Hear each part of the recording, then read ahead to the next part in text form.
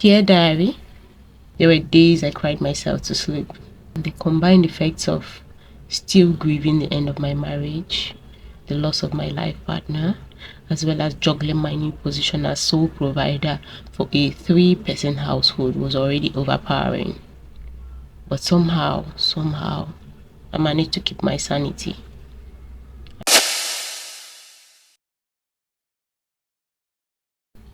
Dear Diary, marriage is one of the few reasons your African parents will forsake you. Try telling them you're giving up on a failing marriage. That is when you realize the part you play in their life's status game. Very few African parents were given to losing face in society by welcoming back their daughter from a failed marriage. My case was not different. My parents struggled with the idea of having a divorced daughter. Even after I assured them that I would not return to live in the family house with them, they still worried about how the extended family and their friends would see them. A divorcee in the family? To fear what?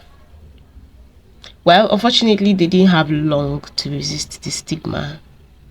A few weeks after voicing my wish to end the marriage because of the HIV scare, Dozie stopped bringing money for our upkeep, even though we were almost entirely dependent on him financially. He even moved out of the house and only came to see the kids occasionally. For Dozie, this was a way of punishing me for daring to mention divorce to him.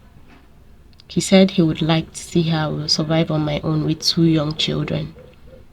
Like I wrote earlier, it now seemed like he got off on seeing me suffer. His hatred for me was now a living, breathing thing.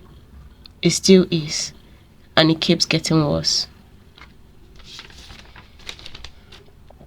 At the time of his threats, my online business was barely generating any income, and he was aware. At first, I thought he was joking.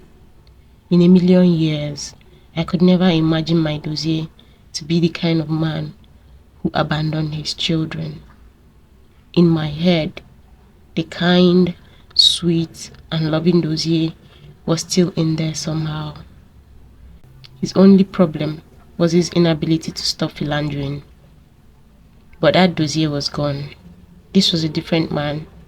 A man who was willing to be wicked to his children in order to punish me.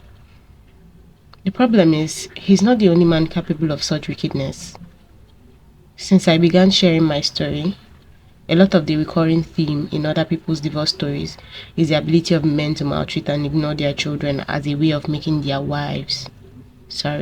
ex-wives, suffer. Dozie also chose to move out when the house rent was about to expire.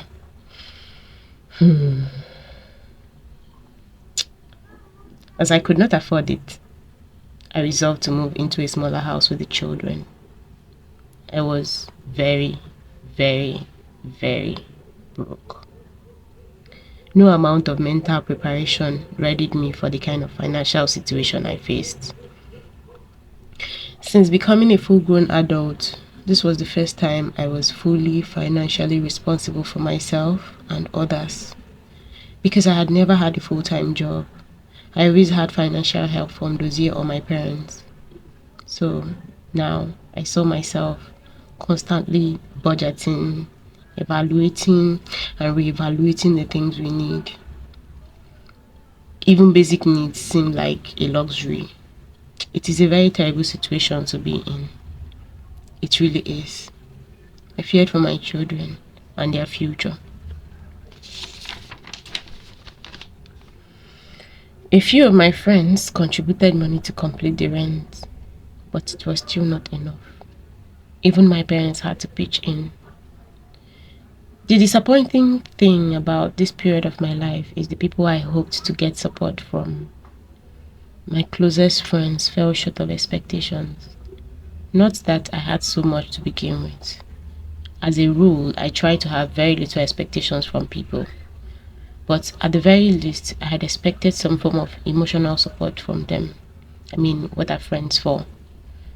But all I got was prayers and needless advice. The mutual friends I had with Dozie chose to stay neutral, and it was a kind of support war. Only two of our mutual friends outrightly condemned his behavior and maltreatment of his children. The night he packed out of the house, I asked a friend who lived close by to come and stay the night with me. I had never lived alone, and this was the beginning of that experience. She never came, and she never called. 2 whole days later, she sent a voice note on WhatsApp, and it went something like, "Hi Ojiugo, sorry for not reaching out earlier. That night I was seeing a new movie with my husband and I fell asleep while at it. So the next morning I was so guilty I couldn't bring myself to call. I'm really, really, really, really sorry." I simply had no words. One thing I've learned since my marriage ended is to have even less, almost zero expectations from people. Whenever I get any support, it is usually a surprise because I make my plans with no outside support in mind. This has saved me a lot of extra heartache and disappointments. Enough about the disappointments.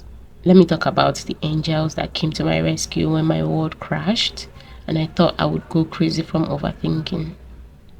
I mean, the combined effects of still grieving the end of my marriage, the loss of my life partner, as well as juggling my new position as sole provider for a 3-person household was already overpowering.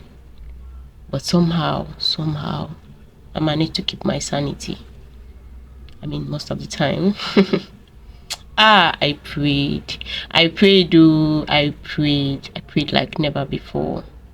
I prayed. I asked God for sanity and strength. I needed both. I still need both because my little children deserve a sane and whole mother. There were days I cried myself to sleep. It was very difficult to accept that this is now my life. Lucia and I had big dreams for our family. We have not even gone on any of the family vacations we planned before our babies were born. We wanted to visit at least one country on each continent. That would never happen now. Instead, my children will grow up without their father. How was I supposed to accept this and just move on?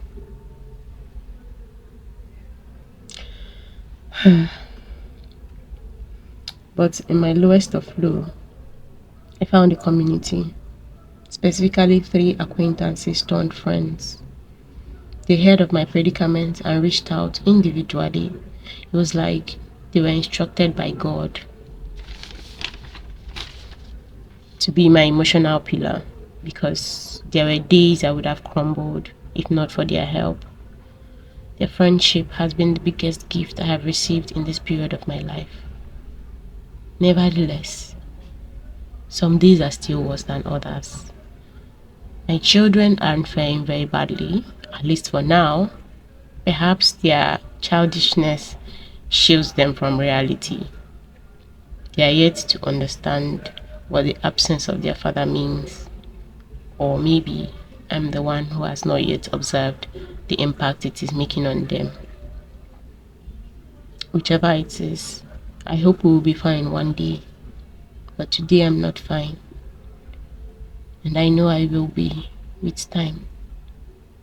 Till I pick up my pen again. Yadiba.